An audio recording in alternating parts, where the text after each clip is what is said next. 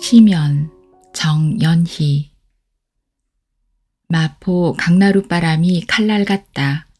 옛날 새우젓배가 새우젓장을 열 때도 그러했을까.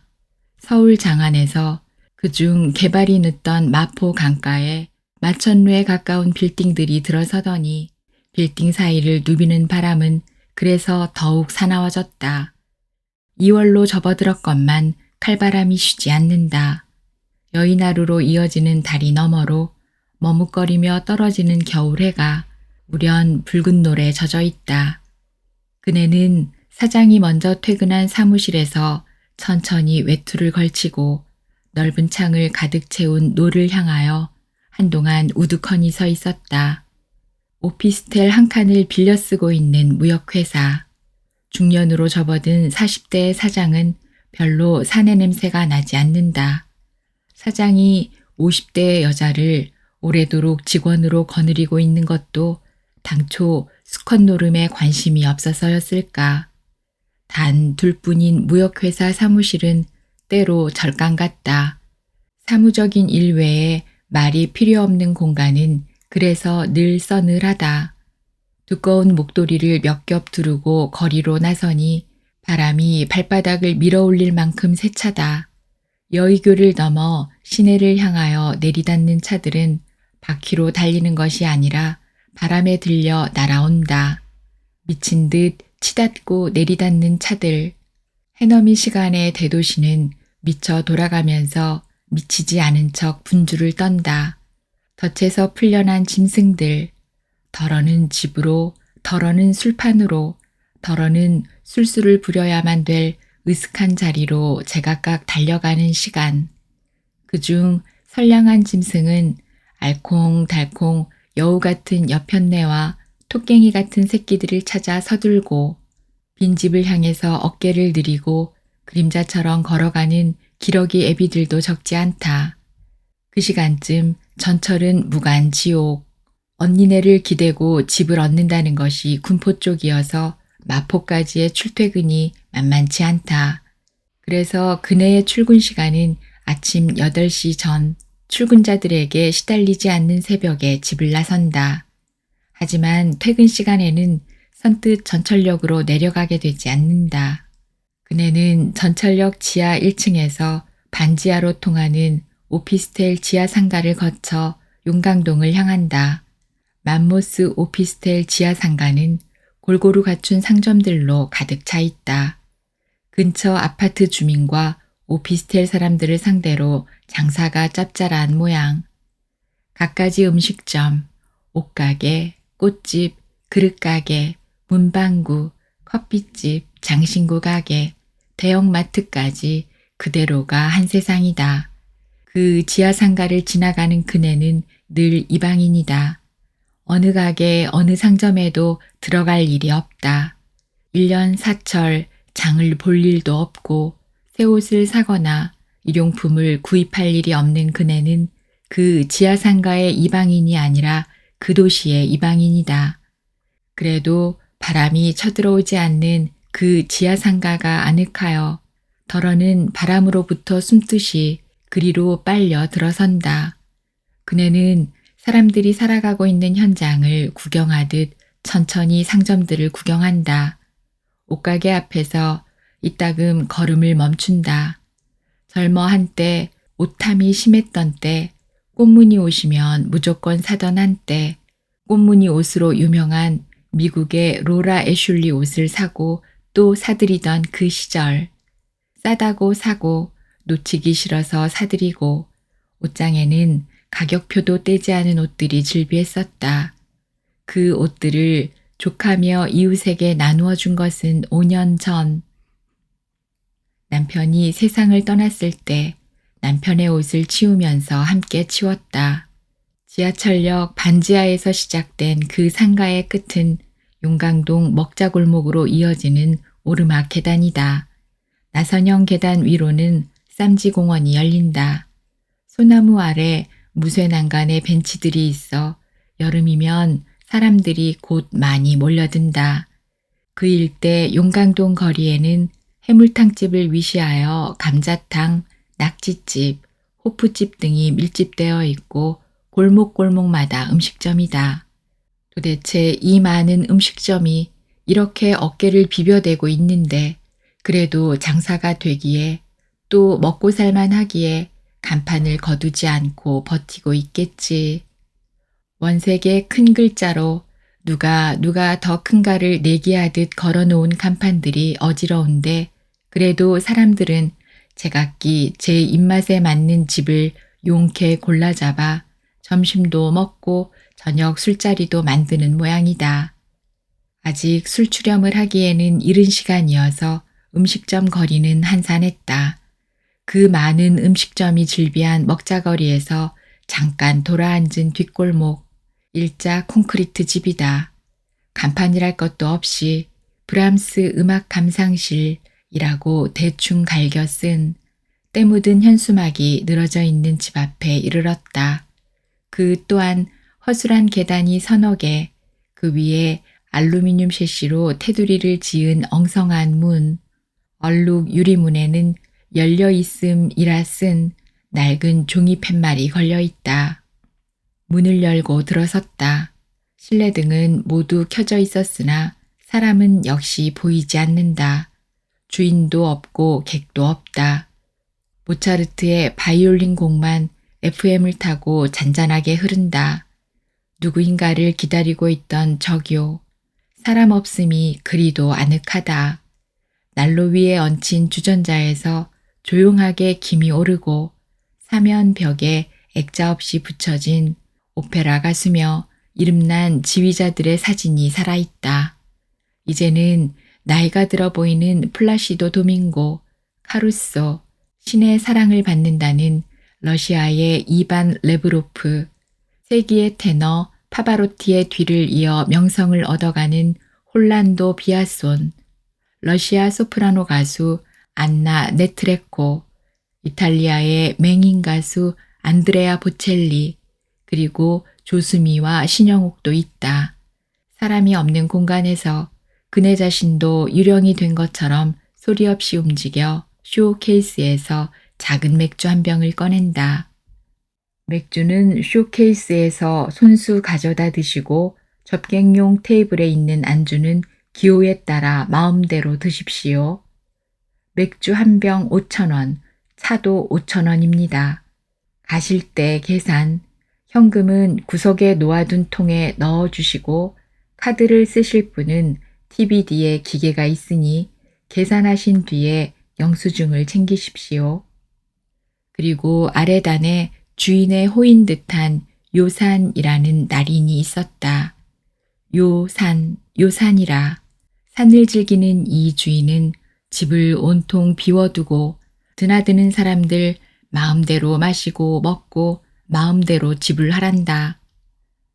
지난 늦가을 밤 근처 음식점에서 친구들과 어울렸다가 입가심 운운하면서 호프집을 찾던 끝에 발견한 집이다. 그날 밤 다소 허름한 외양으로 보아 음악 감상실이라는 제목도 촌스럽게 느껴졌거니와 술값이 별로 비싸지 않으리라는 기대 한 가지로 우르르 몰려들었다가 모두들 신선한 충격에 빠졌었다. 허름한 창고형 실내에서 흐르는 베토벤의 전원교향악이 각자의 영혼에게 숲의 향기를 전해주었다. 주인이 지키지 않는 집, 맥주며 차를 마음대로 마신 뒤에 자유롭게 계산하는 집, 지금 세상에 주인 없는 가게가 있다니. 낮은 천정은 눌린 종이 계란판으로 덮여 있었고 벽은 소나무 껍질로 마감이 된 어설프지만 정성 들인 실내 장식이 들어선 사람들 마음을 편하게 해주었다. 그날 그 희한한 무인 음악 감상실을 발견한 친구들은 한동안을 떠들썩하게 지내다가 끝내 주인을 만나지 못하고 헤어졌다. 아니, 이 집은 밤에도 문을 닫지 않는가? 도대체 주인이란 사람이 있어야 음악이라도 골라서 듣고 해설도 들을 수 있는 거 아니야? 음악 감상실이라면서 주인이 없으면 어떻게 하는 거야? 아, 여기 주인의 휴대폰 번호가 적힌 쪽지가 있네. 그렇게 제각기 떠들면서 전화번호를 적고 부산을 떨었지만 그 이후로 그 집을 찾는 친구는 없었다. 이후 퇴근 전철에 진저리가 처질 때 그네는 용강동 브람스를 찾아갔다. 그네가 가는 시간이 대개 저녁 6시 이후에 애매한 시간이어서 그랬겠지만 한 번도 객이나 주인과 마주친 일이 없었다. 감추어둔 비밀 영역을 찾아가듯 발걸음은 늘 자유로웠다. 사람과 마주칠 일 없이 홀로 앉아 있을 수 있는 공간은 그네가 얻은 요람이었다. 옥호 브람스, 마포 용강동 뒷거리에서 그 이름을 발견했을 때 그네는 감전된 듯 놀랐다. 마포 용강동 뒷거리에 브람스라니. 아, 브람스, 브람스. 지상에서 가장 순수한 영혼의 향기를 지니고 살았던 브람스. 갓 20살에 만난 스승의 아내 클라라 슈만을 평생 사모하다가 클라라가 세상을 떠난 다음 해에 명부까지 따라간 브람스. 명계의 법정에 서서 그는 자신의 사랑을 무어라 해명했을까. 14살 연상, 스승의 아내를 평생 사모한 브람스의 영혼은 지금 어디에 머물러 있을까. 브람스, 브람스. 그 지극한 영혼을 만날 수 있다면 그네는 그 공간에 머물 때마다 자신이 브람스의 영혼을 부르는 영매자가 될 수 있을까 싶은 상념에 빠지고는 했다. 그 누구와도 조우할 일이 없는 저교의 공간에서 그때까지 비밀하던 아늑함이 깨어진 것은 늦가을 늦은 밤, 근처에서 회식을 끝내고 친구들과 헤어진 뒤에 홀로 찾아갔던 그날, 가게에서 홀로 설거지를 하고 있던 주인과 마주친 날이었다. 별로 반기지도 않았고 늦은 시간이라고 귀찮아하는 기색도 없이 물기 묻은 손을 행주에 닦으며 나오는 주인은 초로의 신사였다. 그네가 늘 하듯이 쇼케이스에서 맥주를 한 병 꺼내자 주인 남자는 안주가 될 콩접시를 들고 왔다. 반백이 된 곱슬머리에 베레모를 쓴 요사는 베토벤을 닮았다. 베토벤의 혼이 씌어서 이런 세월에 음악 감상실이라는 것을 열고 있는가. 행주치마까지 두른 주인은 늘 만나던 사람 대하듯 웃으면서 물었다. 음악 한 곡 들으시겠습니까? 그네가 대답으로 눈인사를 건네자 주인은 선반에서 디스켓을 찾아 익숙하게 세팅했다. 금방 대형 스크린에서 핸델의 울게 하소서가 터져나왔다. 아름다운 오페라 가수가 그렇게도 처연애절하게 부르는 울게 하소서. 저희는 사람의 관상도 보는가. 슬픔이 가시처럼 목에 걸려 나오지도 못하고 삼켜지지도 않는 인간을 어떻게 알아봤을까. 울게 하소서. 슬픔을 휴지처럼 구겨 없애는 세상. 눈물을 송두리째 도둑맞아 울 수도 없어진 세상에서 가수의 노래는 처절하고도 아름답게 울려 퍼졌다. 그래, 이 도시는 슬픔을 짓밟아 지워버리고 있지.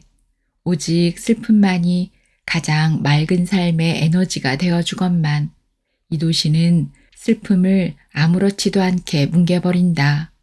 그런데 이곳의 주인은 눈물을 흔들어 일깨워주고 있네. 저희는 슬픔만이 구원이라는 것을 알고 있구나.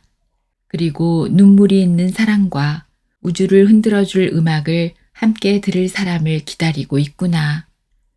설거지를 끝낸 주인은 한 구석 의자에 앉아 차를 마셨다.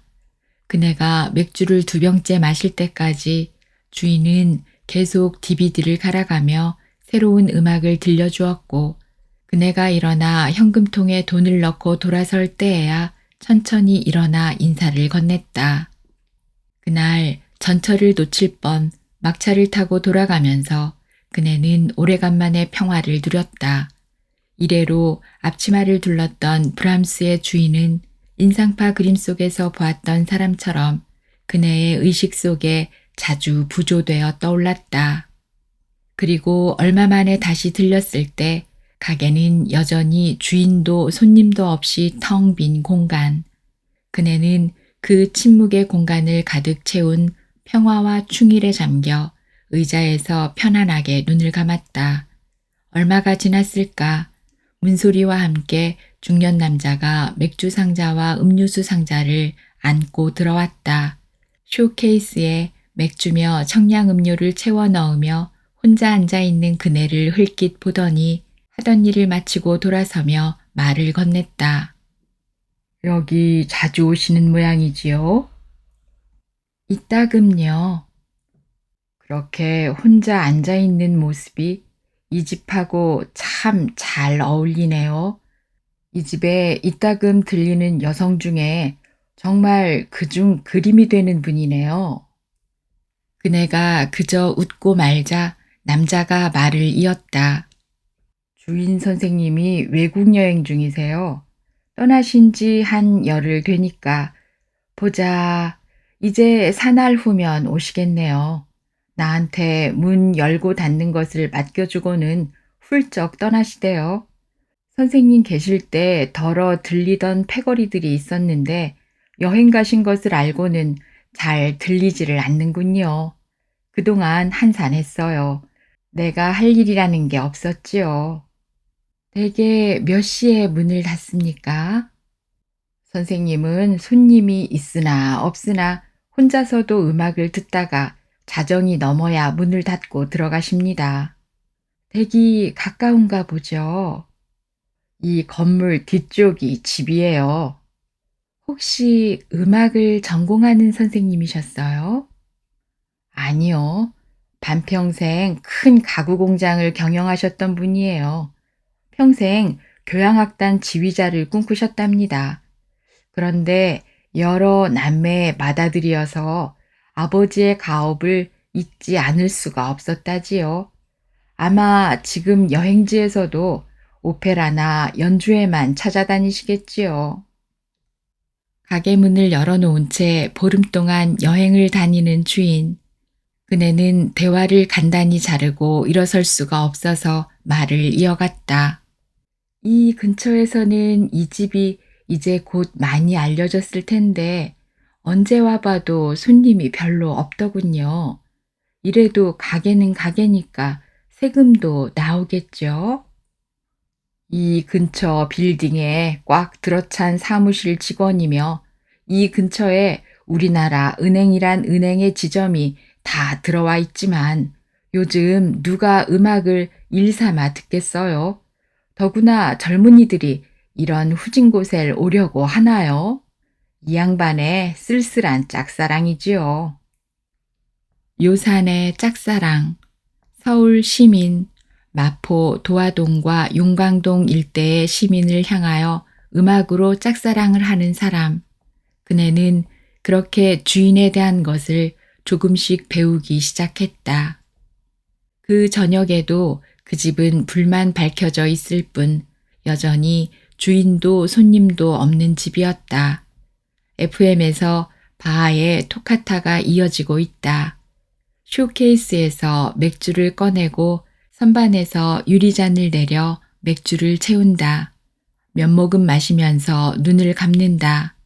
FM에서 낮게 이어지는 연주는 들어도 그만 안 들어도 그만이다. 사람 없음이 그리도 편안케 만드는 기이한 공간. 영혼이 아득한 광야로 들어선 듯 가볍다. 무채색의 시간. 생각이 지워지고 세상이 아득하게 멀어져 간다. 나른한 허무, 슬픔을 잊은 지 오래되고 외로움의 심연에는 제목이 없다. 비탄도 아득하고 그리움도 지워진 무의미. 삶 속에 얽혀있던 근심도 두려움도 매듭이 풀려 흘러가듯 헐렁해지는 자리. 영혼으로 스며드는 정일. 다시 없이 평화로운 요람에 안긴 듯 들숨도 날숨도 가라앉는다. 그대로 숨을 거두어도 아쉬울 것이 없을 것 같은 시간과 공간. 어떻게 이런 요람이 있었는가. 이리도 삭막하고 삭막한 세상에 어디로부터 주어진 위로인가. 그 공간의 저교가 따뜻한 모포처럼 전신을 감싸준다. 불행하지도 외롭지도 않다. 나도 없고 너도 없는 나라. 이 풍진 세상도 없었고 뜯기고 뜯을 일도 없는 나라. 어차피 언제인가는 너도 가고 나도 가야 하는 세상. 평화로운 임종 연습을 시켜주는 공간이다. 하나뿐이던 딸을 백혈병으로 잃은 것은 10년 전. 남편은 딸보다 5년을 더 살다가 폐암으로 떠났다. 두 주검을 겪으면서 그네는 유령이 되었다. 세상이 그림자였고 살아서 꿈틀거리는 자신은 괴물이었다. 생명의 시원이 지워진 무의미 위에 떠 있었다. 친정에서는 그네가 50을 넘기기 전에 재혼 자리를 찾는 듯 했지만 그네는 치를 떨었다. 자신의 운명 속에 사신이 또리를 틀고 있는 것을 알면서 어떻게 다시 인연을 맺겠는가. 그나마 일자리가 있어 그럭저럭 연명을 할 수 있는 처지가 고마울 뿐 언제가 될는지 알 수 없었지만 언제고 죽음과 만나게 되리라는 그 한 가지 결론만을 믿고 하루하루 죽음의 강을 향하여 흘러가는 흐름에 얹혀있는 것만을 다행스러워했다. 시간이 얼마나 흘렀을까. 그럭저럭 전철도 헐렁해졌으리라 싶어 일어날까 하던 참인데 문이 열리면서 손님이 들어섰다. 청결해 보이는 인상에 유난히 창백한 얼굴, 흔치 않은 회색 플란넬 트위드 코트에 적포도주빛 순모 머플러를 둘러서였을까 핏기 없는 얼굴이 두드러졌다. 찬바람을 몰고 들어온 그는 주머니에서 무엇인가를 꺼내 탁자 위에 놓은 뒤 쇼케이스에서 맥주 2병을 가져갔다. 흘낏 보니 주머니에서 꺼낸 것은 작은 위스키병. 남자는 맥주에다 위스키를 섞어 마신다. 그는 자기 이외에 누가 있는 것을 별로 개의치 않는다. 눈을 감고 있는 얼굴은 데스 마스크. 남자는 잠깐 눈을 뜨고 맥주잔을 들어 2모금 마신 뒤에 그네를 일별하며 양해를 구한다. 제가 음악을 고르려고 하는데 괜찮겠습니까? 그네는 미소와 함께 가만히 고개를 숙여준 뒤에 자신도 맥주 1병을 더 꺼내왔다. 남자는 익숙하게 주방 쪽 선반으로 가더니 DVD를 골라 세팅한다. 베르디의 오페라 나부코에서 노예들의 합창이 화면을 가득 채우며 터져나온다. 갑자기 여러 목숨이 생존을 탄원하는 곡조가 공간에 넘쳐 흐른다. 지휘는 중후한 표정의 정명훈. 이미 중년이 된 마에스트로 정명훈. 바빌론 타향에서 노예살이하고 있는 이스라엘 노예들의 합창은 장중하고도 애절했다. 그 처절함이 어떻게 저리도 아름다운 화음이 될 수 있는가. 바빌론 강가에서 예루살렘을 그리워하며 울고 울던 포로들의 합창. 곡이 끝났을 때 남자는 벌떡 일어나더니 다시 양해를 구한다. 한 번 더 듣겠는데 괜찮겠습니까? 그네는 마시던 맥주잔을 놓고 가볍게 고개를 숙였다. 약간 볼륨을 줄이고 온 남자가 한동안 눈을 감고 있다가 입을 열었다. 세상에 슬픔보다 더 순수한 생명 에너지가 없겠지요. 순수한 생존의 에너지에서 넘쳐나는 슬픔만이 인간을 구원합니다. 해방을 열망하는 노예들에게 슬픔이 생존의 에너지가 되어 주었겠지요. 슬픔, 생명, 에너지. 아니, 어떻게 이런 일이. 그네의 영혼이 얼어붙었다. 어떻게 이런 일이. 얼마 전 늦은 밤 주인 요산이 그네를 위해 골라주었던 핸델의 울게 하소서를 들으며 절감했던 말을 고스란히 훔치기라도 한 듯 거의 토시 하나 틀리지 않고 외우고 있지 않은가. 저희에게 빙의 신이 짚혔는가. 어느 쪽에 신이 들렸는가. 그네의 전신에 소름이 돋았다. 슬픔이 가장 순수한 생존 에너지라고. 남자는 눈을 감은 채 가라앉은 목소리로 말을 이었다. 아, 노예, 노예. 노예들만큼 순수한 소망을 가진 인간이 또 있을까요? 브람스는 말입니다. 스승의 아내 클라라 슈만의 노예였다는 것 알고 있습니까? 죽을 때까지 클라라가 세상을 떠난 뒤에 자신이 죽을 때까지 그는 클라라 슈만의 노예였지요. 손끝 하나 건드리지 못하고 그 영혼이 열병에 걸린 노예로 말입니다. 노예들의 합창이 끝나자 그는 화면을 꺼버렸다. FM에서 베토벤의 바이올린 곡이 이어지고 그는 의자에 눕듯이 기대고 다시 눈을 감았다. 저 사람은 왜 노예를 부러워하는가? 그리고 이 집을 언제부터 알았기에 순수 DVD를 세팅하고 주방까지 드나드는가? 주인의 아들? 전혀 닮지 않았다. 나이는 40을 넘었을까? 어디에 깊은 병이 있는가? 맥주를 비우며 여자는 이런저런 생각에 전에 없이 뒤숭숭해졌다. 틈입자, 홀로 누리던 정일에 흔들림이 생겼다. 그네는 가만히 일어나 현금통에다 10,000원 한 장을 집어넣고 돌아섰다. 그래도 남자는 눈을 뜨지 않았다. 이제부터 이 공간의 평화를 당신에게 물려주고 갑니다. 그 사람에게 요람을 물려주고 돌아서는 걸음이 다른 날과 달랐다. 왜 그는 노예의 처지를 부러워하는 걸까? 사람의 얼굴은 상형 문자와 같은 것이라고 했던가. 데스마스크 같던 그 사람의 얼굴이 계속 떠올랐다. 반듯한 이마에 다소 날카롭게 느껴지는 콧날과 깊은 눈, 그리고 결연한 무엇을 다물고 있는 듯 입술선이 뚜렷했다. 그런데 상형 문자가 아주 쉽게 주검으로 판독되는 것이 섬뜩했다. 그러나 그 데스마스크는 사신에 붙잡혀 있는 것이 아니라 그 자신이 사신을 가두어 두고 있는 것처럼 보였다. 집으로 돌아오는 도중 데스마스크가 계속 의식 위로 부상 지워지지 않았다. 아파트 복도가 휘휘하다. 열쇠를 꼽는 하얀 손, 자물쇠가 철컥 열리는 차가운 소리가 잠깐 어둠을 으깬다.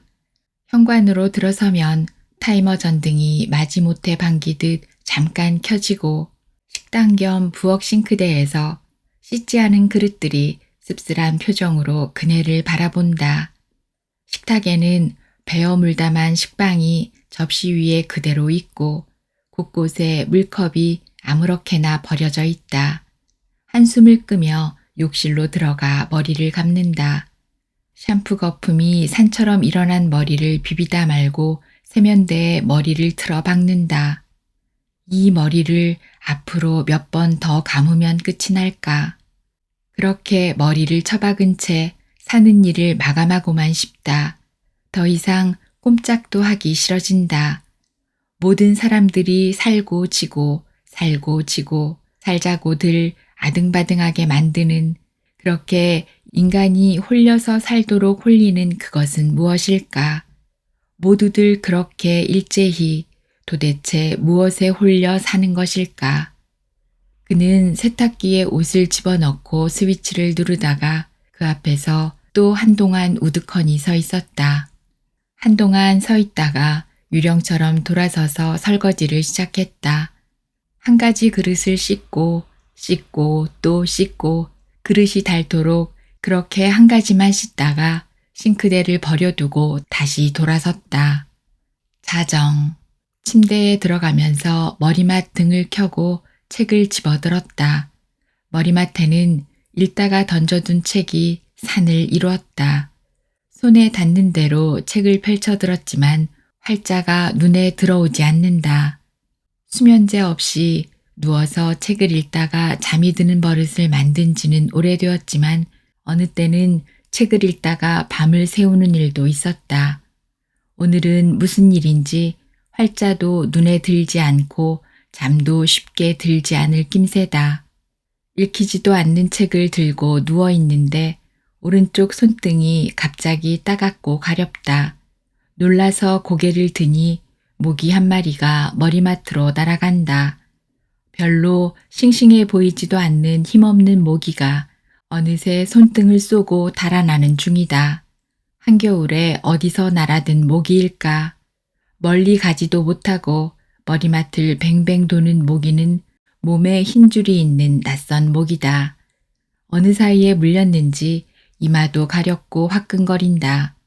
모기는 쉽게 잡히지 않고 손등은 몹시 가려웠다. 모기를 잡는다고 이리 뛰고 저리 뛰다가 잠을 아예 놓치고 말았다. 모기 물린 자리에 약을 바르고 나니 잠들기는 글렀구나 싶었다. 모기 잡기를 단념하고 할 수 있으면 먹지 않으려던 수면제를 털어 넣었다. 굳이 수면제를 멀리해서 무얼 얻을 건데? 건강은 얻어서 뭘 할 건데? 그네에게는 잠 못 들어 뒤채는 고통보다는 수면제가 이익이었다. 아침에 일어나서 출근 준비를 하는데 이마에 두 방 모기 물린 자리가 뻘겋다. 별. 수면제 잠에 빠져 있는 동안 흰줄 모기는 다시 제 뱃속을 채운 모양이다. 그 자리에 파운데이션을 두껍게 발라도 부어오른 자리가 두드러졌다. 예사롭게 출근을 했고 그날따라 과묵하던 사장이 농담을 걸었다. 오 여사, 요즘 무슨 좋은 일 생겼습니까? 오늘따라 얼굴이 화사합니다. 화장실 거울에서 홍조 띄운 얼굴을 보며 고개를 갸웃했다. 더러 월경 때 그런 적이 있었지만 이제 달거리도 건너뛰고 있지 않은가. 그런데 오후가 되자 열기가 느껴졌고 몸이 무거웠다. 규칙을 잃고 폐경을 예고하던 그것이 다시 오려는가. 그저 심상하게 여기고 저녁에는 무간지옥 같은 지하철을 타고 집으로 돌아갔다. 그날 밤부터 고열, 두통, 토사로 쓰러졌다. 119에 실려 응급실로 옮겨지고 며칠 만에 병실에서 희미하게 의식이 눈떴을 때 회진하던 의사의 말이 아득하게 들렸다. 댕기열 모기에 물렸더군요. 아열대 지방 모기로 우리나라에서는 보기 드문 흰줄숲 모기인데 참 이상하네요. 이 한겨울에 더구나 아파트에 그 모기가 날아들었다니. 사람에 따라 차이가 있기는 하지만 댕기열 모기는 아주 위험한 놈입니다. 아열대 지방 사람들은 이 모기에게 물려서 생명을 잃는 경우가 많거든요. 어떻든 이분의 경우는 제때 치료를 받았으니 천행이었습니다. 댕기열 모기. 그날 밤 그 시들시들하던 모기에게 물려 이 지경이 되다니. 먼지가 떠돌듯 힘없이 날던 모기 한 마리가 이승에서 50년을 살아온 덩치를 비실비실 재고장도 아닌 나라에 들어와 떠돌던 모기가 쓰러뜨리다니.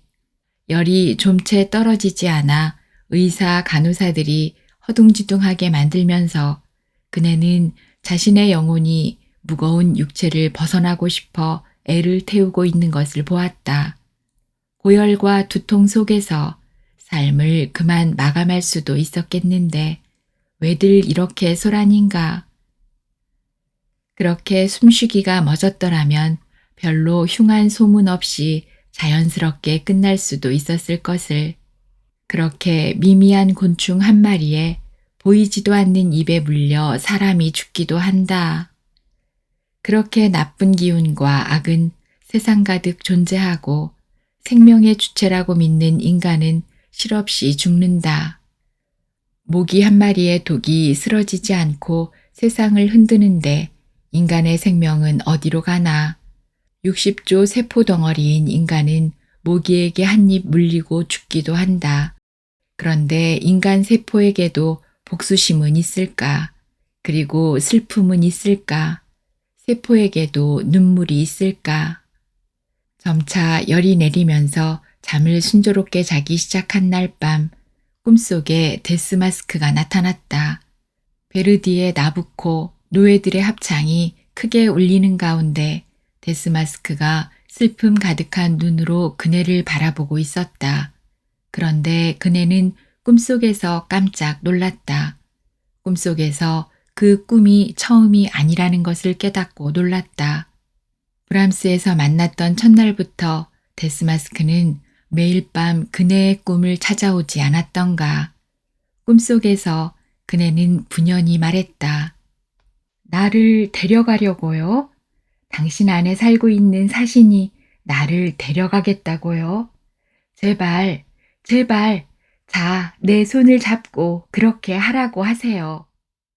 그 남자는 그게 아니라고, 그런 것이 아니라고 슬픔 가득한 눈으로 계속 말했다. 뒷걸음질 치면 다가오고 앞으로 나아가면 일정한 거리를 두고 뒤로 물러나는 데스마스크의 눈에서 눈물이 흘렀다. 데스마스크 위로 어떻게 눈물이 흐르지? 마스크가 우는 걸까? 마스크 안에 사람이 흘리는 눈물일까? 왜 울어요? 왜 울어요? 지독한 영을 껴안고 있으면서 왜 울어요? 소리치다가 깨었다. 전신이 땀으로 젖었다. 퇴원 후 처음으로 브람스를 찾았다. 비어있으려니 했던 브람스에 사람이 있었다. 데스마스크가 문 앞을 향하여 앉아있다. 오실 줄 알았어요. 남자가 오렌지기를 만난 듯 자연스럽게 말했다. 많이 앓으셨다지요? 쇼케이스에서 맥주를 꺼내다가 그네는 흠칫했다. 내가 죽다가 살아난 걸 저 사람이 어떻게 알았지? 그네는 농담 비슷하게 말했다. 신접한 분이세요? 검은 헤일이 덮쳤었지요? 죽을 뻔하셨지요? 하마터면 이승에서는 다시 못 볼 뻔했네요. 박수무당이냐고 물었는데 대답을 그렇게 피하시네요. 살아가면서 그런 정도 앓지 않았던 사람이 어디 있겠어요? 감기 좀 앓았어요. 예사롭게 대꾸를 하다가 그네는 꿈속에 떠올랐던 데스마스크를 연상하며 다시 흠칫했다. 그네를 바라보던 남자가 웃으면서 말했다. 왜요? 갑자기 무서워졌습니까? 내가 당신이 죽도록 앓은 것을 알고 있어서 무섭지요? 아직 공포가 남아있는 걸 보니 삶에 대한 의욕이 아주 바닥난 건 아니네요. 의욕? 자살 충동도 의욕의 한 가지거든요. 자살 충동. 어떻게 그 충동까지를 알고 있는가? 때때로 전율이 되어 스쳐가는 충동. 살고 있음이 통분한, 살아있음이 분하고 또 분하여 죽고만 싶은 충동이 얼마나 자주 그네를 물고 늘어지는가. 생존 자체에 대한 통분함이 일으키는 그 충동을 저 사람은 어떻게 알았는가. 그네가 열을 앓는 동안 이 사람은 한시도 떠나지 않고 옆을 지키고 있었던 사람처럼 말을 하고 있지 않은가. 최면술사인가. 갑자기 불편해진다. 오늘 잘못 왔나? 그네는 남자의 통로 건너에 자리를 잡고 앉아 맥주를 마셨다. 그네가 거북해하는 것을 꿰뚫은 듯 남자가 말을 이었다. 이상하지요. 날마다 기다렸거든요. 나도 모르게 그렇게 되대요. 나를 이상하게 여기지 마세요. 어차피 이 브람스라는 곳은 브람스를 알고 있는 사람들이 들리는 곳이니까요. 더러 브람스하고는 전혀 상관없는 멍청한 사람들도 있지만 당신은 브람스의 혼에 이끌려온 사람이거든요. 당신이 죽을 듯이 앓은 것을 어떻게 아느냐고요? 여기 앉아서 음악을 듣는 동안 떠오르는 영상이 있거든요. 이 집 주인이 핸델의 울게 하소서를 걸어준 날, 그 노래의 주파수 속에서 심하게 앓고 있는 당신을 봤어요. 당신의 영혼이 나를 향해 소리치던걸요. 데려가 달라고, 데려가 달라고. 나는 며칠 동안 당신의 꿈속으로 계속 걸어 들어갔었거든요. 어디 아프세요? 죽음을 턱 앞에 둔 사람이 더러 족집게처럼 앞일을 마친다던데. 그네의 꿈속으로 매일 찾아왔다는 남자, 그 사실을 인정하지 않겠다는 뜻으로 그네는 다소 비웃음조를 담아 물었다. 데스마스크는 그것조차 미리 알고 있다는 듯 순하게 대꾸했다. 내 병이요? 내 병이야 죽기 직전이지요. 죽기 직전까지 가 있으니까. 내 영혼이 그런 것들을 볼 수 있는 능력을 갖추는 거지요. 당신이 바로 알아맞췄어요. 그런데 당신은 죽음을 향해서 줄기차게 헤엄쳐 가려고 하지만 그 간격이 조금도 좁혀지지 않을걸요. 그저 계속 무의미의 바다에 떠 있을 뿐이지요. FM에서 모차르트의 레퀴엠이 잔잔하게 울린다. 그네는 난로 위에서 더운 물을 들어다가 녹차를 우리면서 말했다. 얘기 그만하고 싶네요. 내가 이곳에 들리는 건 늘 혼자 있을 수 있어서였어요. 남자는 훌쩍 일어나 현금통에 지폐를 넣으면서 인사를 건넸다.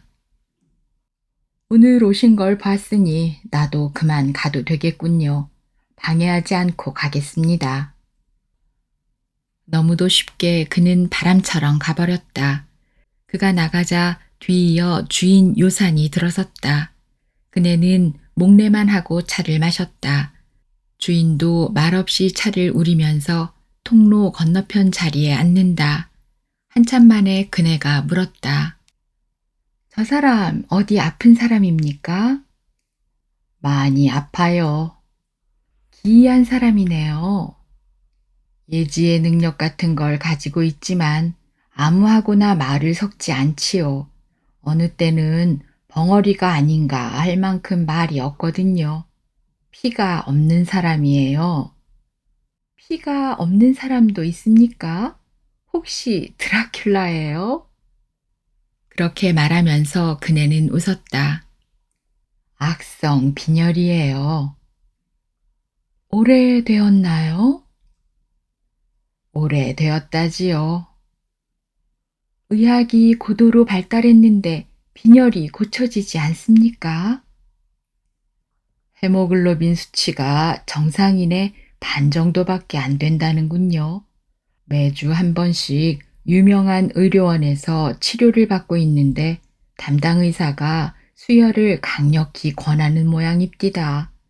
가장 좋은 치료 효과가 수혈이라는데 저 사람은 한사코 그건 안 받겠다고 고집하고 있다지요. 혹시 여호와의 증인인가요? 종교하고는 상관없어요. 그냥 죽더라도 남의 피는 안 받겠다는 거지요. 남의 피를 안 받겠다고 한다니까 드라큘라는 아니군요. 그런데 누가 그렇게 저 사람의 세세한 사정을 알려줍니까? 친구 중에 활발하고 걸작인 친구가 하나 있어서 이따금 함께 들리고는 하지요. 더러 그 친구 혼자 올 때도 있어서 이런저런 이야기를 합니다. 저 친구 오래전에 이혼을 하고 혼자 지내고는 있지만 형제들이며 누님도 다 있다던데요. 그런데 누구의 도움도 받지 않는 고집쟁이라는군요. 의료원 치료비도 만만치 않은 모양인데 저러다가 그냥 떠날 사람 같아요. 그런데 오늘 요산 선생 오시기 전에 저 사람 아주 수다스러울 만큼 말을 많이 하던데요. 아, 그랬습니까? 그가 그렇게 말을 많이 하던가요? 주인은 적잖이 놀란 얼굴로 물었다. 저희는 왜 저렇게 놀라는가? 이상했지만 묻지 않았다. 그리고 그네는 저녁이 머뭇거리는 거리로 나섰다. 떠나는 객이나 남는 주인이나 그저 그렇게 눈길 한번 건네는 것으로 그만인 곳. 마음이 정처 없네. 어슬렁 걸어서 지하철역으로 가다 말고 지하상가 음식점으로 들어갔다. 저녁 한 끼 치르고 갈 거나. 단출한 식탁 몇 개가 전부인 식당에는 중년 여성 둘이 부엌 일을 하다가 별로 반기지도 않고 주문을 받으러 왔다. 단신으로 들어선 손님이라야 고작 밥 한 그릇 값의 사람. 작은 식당 안의 여자 셋은 싸운 사람들처럼 시무룩 벽에 걸린 텔레비전만 마음대로 떠들고 있다. 7시 뉴스. 정치하는 인간들이 아우성치는 어지러운 그림이 번쩍거린다. 생존의 몸부림 중에 가장 더럽게 미친 몸부림이 정치한다는 것들의 몸부림이지. 그리고 참으로 비겁한 것들은 먹물 든 것들. 남이 갈아놓은 먹물 마시고 그것 찍어서 글 쓴다는 화상들. 생명체들이 조화로운 유대를 이루어야 하는 것은 신이 보낸 메시지라는데 인간은 악착스럽게 조화를 깨부수고 뭉개기만 하지. 정치판 뉴스가 지나가자 성형외과가 저지른 의료사고에 대하여 아나운서가 침을 튀겨가며 보도한다. 미국 어디서인가 6개월에 한 번씩 보톡스를 맞은 여인의 식도가 막혔다고 아우성이다. 보톡스는 원래 부패를 방지하는 독소를 가진 약품이라던가 피부에 주사하는 경우 한동안 피부를 마비시켜 주름이 펴지고 탄력을 유지시켜주는 효과를 이용하여 성형외과가 전 세계 수많은 여성에게 시술해온 약품이다. 늙음을 잠깐 기절시켜 얼굴마다 번들거리게 만든 주사 보톡스. 그러나 창조의 질서를 물어뜯은 한시적인 보톡스는 그 팽창력이 쓰러질 때 늘어났던 피부를 수축시키지 못하고 죽은 코끼리 살처럼 겹쳐져 늘어지게 만든다. 장기간 그 주사를 맞은 환자의 목 부위로 보톡스 성분의 일부가 계속 흘러내려가 쌓여 근육이 마비되고 식도가 막혔다는 미국의 사례를 보도하고 있다. 몇 달에 한 번씩 보톡스를 맞는 여자. 사내가 보톡스를 맞는 여자의 얼굴에 입을 맞추고 쓰다듬으며 무엇을 느낄까? 여자의 살을 만지는 것이 아니라 보톡스하고 노는 사내들. 그런 보톡스 주사 바늘을 얼굴에 꼽는 여자. 그것은 삶의 열정일까? 미국 어디서인가 6개월에 한 번씩 보톡스를 맞은 여인의 식도가 막혔다고 아우성이다. 보톡스는 원래 부패를 방지하는 독소를 가진 약품이라던가 피부에 주사하는 경우 한동안 피부를 마비시켜 주름이 펴지고 탄력을 유지시켜주는 효과를 이용하여 성형외과가 전 세계 수많은 여성에게 시술해온 약품이다. 늙음을 잠깐 기절시켜 얼굴마다 번들거리게 만든 주사 보톡스. 그러나 창조의 질서를 물어뜯은 한시적인 보톡스는 그 팽창력이 쓰러질 때 늘어났던 피부를 수축시키지 못하고 죽은 코끼리 살처럼 겹쳐져 늘어지게 만든다. 장기간 그 주사를 맞은 환자의 목 부위로 보톡스 성분의 일부가 계속 흘러내려가 쌓여 근육이 마비되고 식도가 막혔다는 미국의 사례를 보도하고 있다. 몇 달에 한 번씩 보톡스를 맞는 여자. 사내가 보톡스를 맞는 여자의 얼굴에 입을 맞추고 쓰다듬으며 무엇을 느낄까? 여자의 살을 만지는 것이 아니라 보톡스하고 노는 사내들. 그런 보톡스 주사 바늘을 얼굴에 꼽는 여자. 그것은 삶의 열정일까? 그 열정으로 무엇에다 불을 붙이려는가? 목숨이 끊어지면 흙 속에서 보톡스 독만 시퍼렇게 살아 어둠 속에서 시퍼런 불덩어리로 떠다니겠지. 죽어지지 않는 독으로 남아 죽어지지 않는 시퍼런 한으로 남아 보톡스 귀신으로 떠돌겠지. 사람의 생각, 마음, 그 깊고 깊은 그릇 속에 담겨진 것을 스스로도 다 읽어내지 못하고 떠나는 인간. 빅토르 위고는 바다보다 광대한 것은 하늘이지만 그 하늘보다 더 깊은 것이 인간의 마음이라고 했다. 그렇게 깊은 마음을 가졌으면서 그 깊이를 다 알고 떠나는 인간은 몇이나 될까? 심연을 안고 태어났으면서 그 심연에 자신을 변변히 비추어 보지도 못하고 인간은 쓰러져 간다. 심연의 거울에 비추어진 자신을 볼 수 있을까?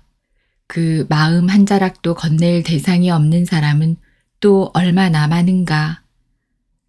그네는 덮밥을 한 숟가락씩 떠 넣으며 그저 무심하게 TV를 바라보았다. 부엌에서 설거지를 하고 있는 두 여자도 마음을 건넬 곳이 없어 저리도 싸운 사람들처럼 손만 놀리고 있지. 식단 옆에 가격을 쓴 가격표가 여기저기 붙은 것에 눈을 주어 본다. 칼국수 4,000원, 돈가스 5,000원, 소고기 덮밥 6,000원. 한 가지 음식을 만들기 위해 들어가는 재료와 수고, 그리고 세금이 포함된 돈. 그 돈을 벌기 위해서 끊임없이 꿈지럭거려야 하는 삶.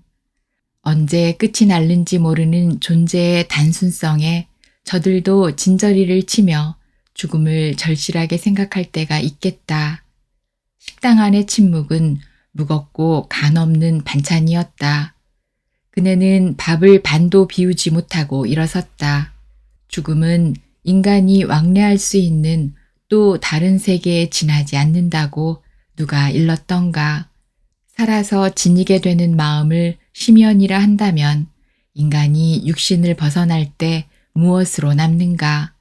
그것을 영혼이라 하는지. 지금 그네의 심연은 텅 비어 있다. 슬픔도 구체성을 잃었다. 외로움에도 색깔이 없다. 그리움이라는 것에 대한 기억이 없다.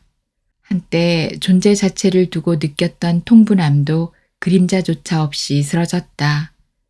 누구였더라? 밀란 쿤데라였던가? 참을 수 없는 존재의 가벼움이라는 제목의 소설을 쓴 작가. 존재의 가벼움 때문에 참을 수 없을 만큼 분했을까?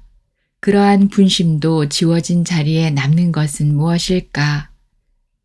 전철을 내려 집으로 가는 길, 앰뷸런스가 숨찬 소리를 내지르며 달려가는 것과 마주쳤다.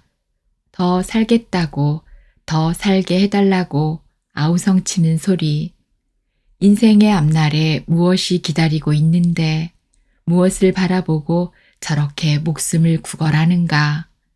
빈집에 들어서는 길로 겉옷을 벗으며 TV를 켠다. 광고가 아우성이다. 확대 지급 보장, 할증 지원금 보장, 보장. 광고 속에서 끔찍한 목소리를 내지르며 아우성치는 저자는 정말 그 보장을 믿는가? 무엇이 인생을 보장해준다는 말인가? 어디에? 보장, 안보험, 운전자 보험. 정직한 보험의 길잡이, 보장을 밤새도록 외칠 기세다. 그 짜내고 또 짜내는 목소리가 머리채를 틀어준다. 채널을 바꾼다. 데미지 추적이 방영 중이다. 심각한 문제의 부부를 각각 카메라로 추적해가며 분석 해부하는 프로. 남편은 남편대로, 아내는 아내대로 상대방의 데미지를 들추고 까발리고 뒤집고 흔들어가는 악다구니가 계속된다. 자신들의 삶을 대중 앞에 까발리는 저 열정적인 증오, 저 정열, 저들의 삶은 지옥불이다. 어쩌자고 자신들 삶의 궤적을 공영방송 카메라에 내어 맡기는가. 어쩌면 당사자들처럼 난리를 치는 저들이 능청스러운 대역 잃는지도 모르지만 방영 중에 남자가 여자에게 덤벼들어 치고받을 기세가 되면 방송사 직원들이 뜯어 말리느라고 아우성이 이어지고 그들 증오의 열기는 그네를 소금기둥이 되어 서 있게 만들었다. 자정이 넘어 새벽 1시가 되기까지 그들의 치열한 싸움은 끝을 모르고 이어진다. 증오의 열정, 그것도 삶의 에너지가 되겠다. 인간사, 삶의 현실 속에 널려있는 사건이기는 하겠지만 방송사는 어쩌라고 저런 프로를 만들어 증오를 부추기는가.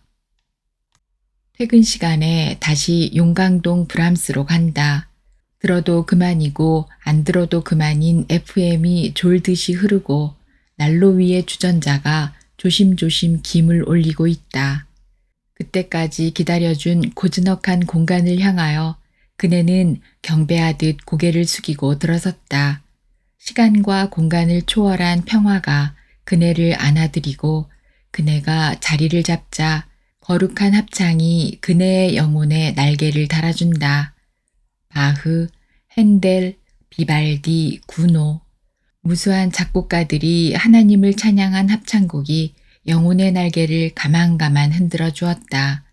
아베 참 육신, 아베 베rum 코르푸스를 작곡한 모차르트 곡이 해설과 함께 시면으로 스며들고 모차르트 곡의 할렐루야로 이어진다. 하늘나라를 증명해주는 음률. 정녕 하늘나라가 있다면, 그곳이 있기만 하다면 이 땅에서 겪는 지옥이 무의 그리 대수이랴. 그네는 임종을 연습하듯 숨을 고르며 귀를 기울였다. 문 열리는 소리에 임종 연습이 흔들려 눈을 뜬다. 주인 요산이 허름한 차림새로 장보따리를 들고 들어와 맥주 안주를 채워 넣으며 말했다. 음악은 인간이 마지막까지 드리는 기도입니다. 음악은 천상의 울림이 땅으로 내려온 것이지요. 구약 성경에는 다윗의 찬양대 이야기가 곳곳에 기록되어 있어요. 유대 성전 찬양대는 300여 명에 이르고 악기도 수금, 거문고, 뿔, 나팔, 심벌즈 등 다양했고 환호성이 노래로 이어지면 대단했을 겁니다. 그 울림과 곡조 박자가 하늘에 닿았겠지요. 이 세상 마지막 기도는 음악입니다. 저희는 어떻게 내 임종 연습을 알아차렸을까? 대꾸 없이 있기가 미안한 그네의 반응. 혹시 크리스천이세요? 선생님이 말씀하시는 천상의 노래가 요산에서 요수가 되어 흐르겠군요. 아, 과분한 칭찬이신지. 그렇기는 합니다만 크리스천에게만 기도가 있는 건 아니지요. 우리 사람 몸의 분자는 우주에 널려 있는 별의 원자로부터 왔다지요. 우주 속에 내가 있고 내 속에 우주가 있다는 것 믿어집니까? 우주가 우리의 고향이지요. 그 우주에 아주 아름다운 높은 음이 가득 차 있다고 합니다. 아름다운 고음으로 가득 차 있다는 거지요. 그것을 아무나 듣지는 못하겠지요. 그것을 듣는 영혼이 따로 있을 깹니다. 그 중 한 사람이 지난번에 본 그 사람입니다. 아, 피가 없다는. 요산이 싱긋 웃는다. 금방 알아듣네요. 그이가 음악 전공이던가요? 의과 지망생이었다는데 나중에 작곡과로 전과하고 아버지한테 쫓겨났다대요. 혹시 작곡한 작품이 있던가요? 그것도 중도에 때려치웠다지요. 그의 지론으로는 인류의 모든 예술이 19세기로 끝이 났다는 거예요. 소설, 시, 그림, 더구나 음악은 그 세대로 마감이 되었다는 겁니다. 디지털 시대가 인간의 영혼을 깡그리 망가뜨려 죽여가고 있다는 것이 그의 지론이에요. 온갖 예술이라는 것들이 아무리 발버둥질 쳐봐야 19세기의 모방이거나 격가지 노름이라는 거지요. 포스트 모던인가 무언가도 아무리 몸부림쳐봐야 그때의 예술을 따라갈 수 없는 현대인이 넉살 좋게 이름 붙인 도피라는 겁니다. 그네가 잠깐 비틀린 기분으로 회제를 틀었다. 도통한 건달이네요. 그 친구 유별납니다. 이 집에 드나들기 시작한 동기가 브람스라는 이름에 끌려서였답니다. 전날 이 집 들렸을 때 이곳에서 클라라 슈만을 보았다는 겁니다. 환상이었거나 상상이었겠지만 탓할 일 아니지요. 클라라 슈만에 미친 사람 같습디다.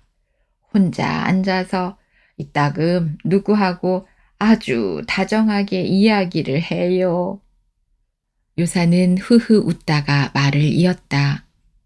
영락 없는 미친 사람이지요. 그가 다정하게 이야기하는 상대가 클라라 슈만이라는 겁니다. 클라라 슈만? 로베르트 슈만의 아내 말인가요? 음악 전공이십니까? 어떻게 금방 아시는군요. 음악 전공이 아니더라도 스승의 아내인 클라라 슈만과 젊은 브람스의 이야기는 잘 알려져 있지요. 그랬던가. 데스마스크의 그 창백함은 그리움에 넋이던가. 이 시대에 클라라 슈만을 찾는 남자. 문득 어디선가 아스라한 향기가 번져왔다. 문향. 영혼의 귀가 향기를 듣는다. 클라라 슈만을 기리는 사람이 이 땅에 남아있다니. 그네는 사춘기에 프랑스 작가 사강의 소설 제목 브람스를 아십니까를 읽고 브람스를 찾아보기 시작한 이래 세상에 단 하나 클라라 슈만을 향하여 평생 순결을 지킨 연인 브람스를 마음 깊이 품어왔다. 연애를 할 때도 상대방이 브람스가 될 수 없음을 애련해 했다. 결혼을 하면서도 브람스의 그림자 뒤에 남편을 세워두었었다. 친구들이 브람스? 브람스가 지루하지 않니? 브람스의 그 열정적인 헝가리 무곡을 제외하고는 브람스의 심포니도 무엇도 다 지루하기만 하던데. 모두들 브람스에 미쳐있는 그네를 두고 이상하게 여겼지만 그네는 심연 깊은 곳에 브람스를 간직하고 살았다. 죽기까지 열정을 절제하며 살았을 브람스. 열정을 분출시킨 헝가리 무곡을 듣고 있을 때면 목숨 바친 연인을 품고 하늘로 날아 올라가는 환상을 떠올리게 만드는 브람스. 브람스는 그네가 간직해온 생의 깊은 비밀이었다. 빛이 쓰러진 세상을 가까스로 살고 있는 그네 앞에 미친 열정으로 클라라 슈만의 혼에 씌어있는 남자가 나타나다니. 영혼이 감전된 순간 FM에서는 바흐의 푸가가 흘러나온다. 그네의 심연에서 시간을 초월한 영원의 문이 열리며 바흐가 흘러들어온다. 바흐의 푸가를 들으며 심령의 탯줄을 엮는 영감을 얻었다는 사람이 누구던가. 어쩌면 데스마스크는 이곳에서 클라라 슈만과 심령의 탯줄을 엮고 있는지 모른다. 존재의 심연에 심령의 탯줄이 있다면 그가 지금 클라라 슈만의 영혼과 만나는 일이 이상할 것 없지. 클라라 슈만을 그리워하는 그 사내의 심연에 있을 탯줄. 이 지상에서 그 탯줄에 이어질 누구인가를 기다리고 있는 데스마스크. 클라라 슈만은 브람스보다 14년 연상인 스승의 아내다. 한미한 시절의 젊은 브람스. 20살 음악도인 그를 알아보고 젊은 길이라는 논문으로 브람스를 세상에 알린 로베르트 슈만은 브람스보다 23년 연상의 아버지 같은 분이었다. 브람스가 그렇게 은인 부부를 만난 지 3년 만에 로베르트 슈만은 정신착란 증세로 46세 때 세상을 떠나고 그 후 전신을 던져 클라라 조세핀 슈만을 돕는 브람스의 헌신은 죽을 때까지 이어졌다. 중간에 클라라 슈만의 딸에게 청혼을 했다는 기록이 있기는 하지만 그것이 사실이라면 클라라에 대한 자신의 정염을 감추기 위한 것이었는지도 모른다. 클라라 슈만이 세상을 떠난 것은 클라라의 나이 77세. 브람스는 클라라가 세상을 떠난 이듬해 60을 갓 넘긴 나이에 클라라를 따라 세상을 떠났다. 20살에 만난 클라라를 평생 가슴에 품고 살았던 브람스.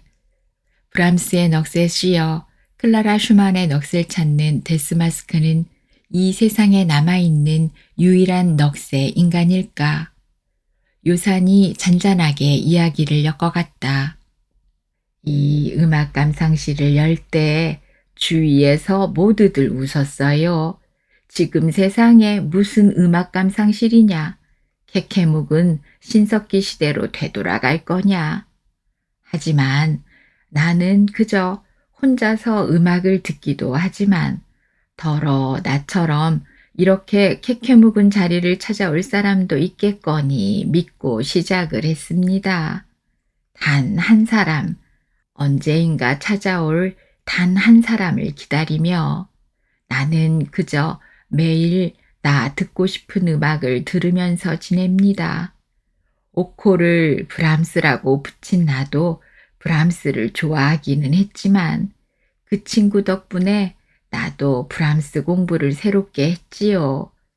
클라라는 말년에 심각한 청력장애에 심한 류마티즘을 앓고 있어서 당대 유럽 전역에서 유명하던 피아니스트 클라라가 피아노 연주를 할 수 없게 되었어요.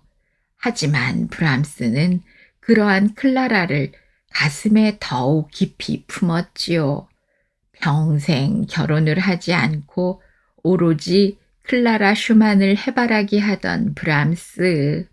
일체 연주를 접었던 클라라는 그 브람스를 위하여 프랑크푸르트에서 마지막 만나던 날 아침 낡은 슈타인웨이 앞에서 브람스의 미발표 소나타의 피아노 파트를 목숨을 걸고 연주해 주었다지요. 브람스는 클라라를 만날 때마다 매번 마지막 만남이라 여기고 가슴에 불길만 남겼을 겁니다. 불쌍한 브람스.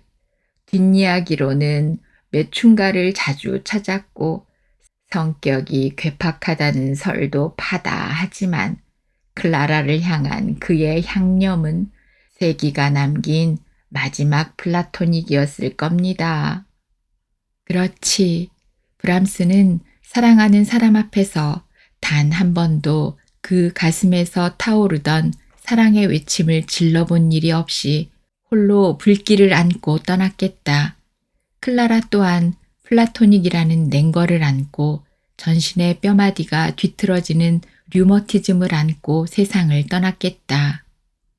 클라라 슈만의 넋을 한없이 더듬고 살아가는 데스마스크는 디지털 시대와 맞서 싸우는 마지막 기사. 비록 피가 모자라 하루하루 죽어가는 사람일지라도 그의 영혼은 얼마나 맑은 심연으로 깊어가고 있을까. 인간이 태어날 때 그 육체에 영혼이 심겨져 있다는 것을 믿어야 하는지, 그 영혼이 불멸한다는 것과 그 영혼으로 영원한 삶이 이어진다는 것을 믿어야 하는지 알 수 없는 일이지만 데스마스크의 영혼 앞에 무릎을 꿇어볼 수는 없겠는가. 어쩌면 이 일이 불확실한 삶 속에 단 한 가지 남아있는 마지막 도전일는지도 모른다.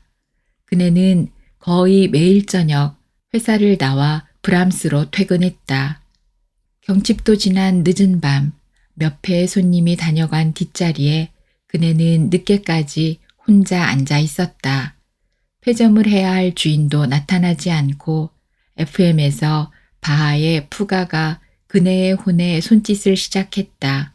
푸가의 악절에서 두 가지의 성부를 얽어 제3의 세계를 더듬는다는 놀라운 기법의 소유자 바흐. 혹시 브람스는 자신의 영혼의 성부에다 클라라의 영혼의 성부를 엮어 천상에서 하나가 되지 않았을까? 몇 시일까? 일어서야 되겠다는 생각을 했지만 어쩐 일인지 손끝도 움직일 힘이 없었다. 시간이 심연으로 흘러들고 있다. 죽음도 삶도 같은 색깔이 되어 스며들었다. 문소리가 나더니 요산이 바람을 몰고 들어섰고 그 뒤를 따라 들어온 중년의 남자가 꺼질 듯 한숨을 쉰다. 아무래도 안 되겠지요. 글쎄 한 사흘을 견딜는지. 그렇게 말하면서 중년의 남자는 다시 한숨을 쉬었다. 그 시간까지 앉아있는 그네를 보며 요산이 조금 놀라는 기색으로 아른 채 했다. 너무 늦지 않으셨습니까? 시간이 그렇게 되었던가요? 지금 그 친구의 병상을 지키다가 돌아오는 길입니다. 위독하다는군요. 담당 의사는 당장 혈액형 RH-형 P를 다급하게 구하고 있고요. 당사자는 수혈을 완강하게 거부하고 있지만 점점 의식이 흐려져 가고 있어요. 아참, 그 환자의 친구입니다. 주인은 함께 들어선 중년의 남자를 소개했다. 친구의 입에서 탄식이 흘렀다. 살 길이 없는 것도 아닌데 그 친구 별로 살 생각이 없는 것 같아요. RH- 혈액형, RH-. 그네의 심령에 불이 반짝 켜졌다. RH-라니. 데스마스크의 혈액형이 RH-라니. 그네의 심령에 켜진 불이 전신으로 타오르기 시작했다. 미국이나 유럽 인구 중에는 RH- 혈액형의 인구가 15%는 된다지만 우리나라는 0.3%도 안 될 만큼 희귀한 혈액형인데다 그 피를 제공하겠다는 제공자가 드물다는 것을 그네는 알고 있었다. 그네는 잠잠하게 일어나 현금통에 돈을 넣고 돌아섰다. 그리고 지나가는 말로 요산에게 심상하게 물었다. 의료원이 어디던가요? 저는 아직 그분의 이름도 모르고 있네요. 요산 또한 아무렇지도 않게 그가 입원해 있는 의료원과 그의 이름을 일러주었다.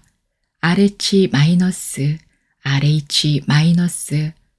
그네는 속으로 외워가며 바람처럼 음악 감상실 브람스를 떠났다. 그리고 택시를 탄 뒤에 요산이 일러준 의료원을 향해 떠났다.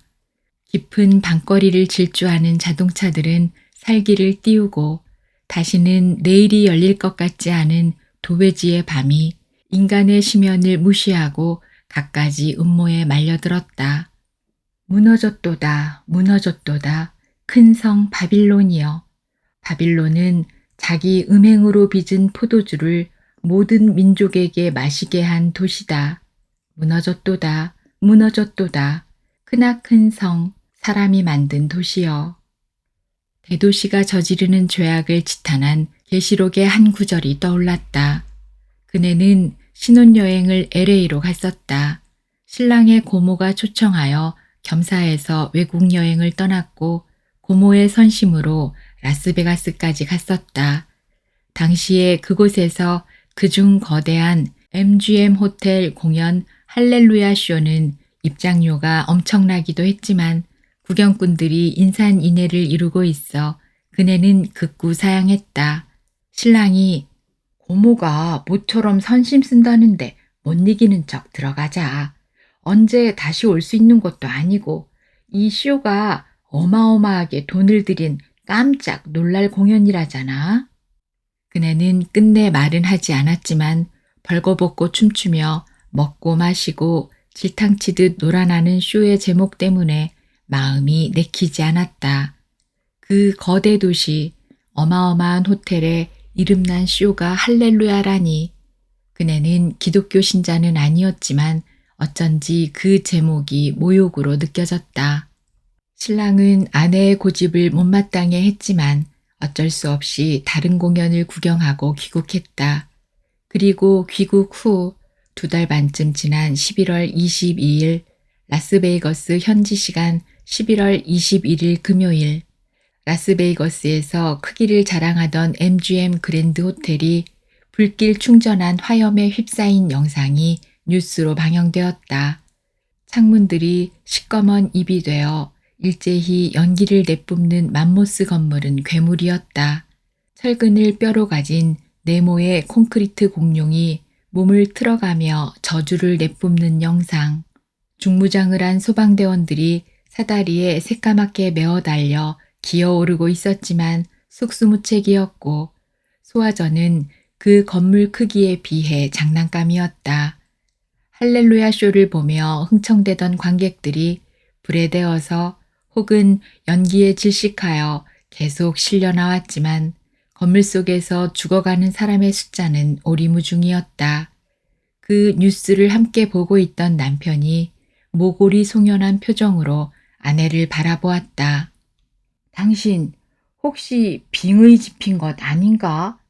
그때 내가 그렇게 MGM 호텔 쇼를 보자고 졸랐는데도 끝내 말을 듣지 않은 것을 보니 혹시 그때 이런 일이 벌어지리라는 걸 미리 알았던 거야? 당신 무서운 사람이네.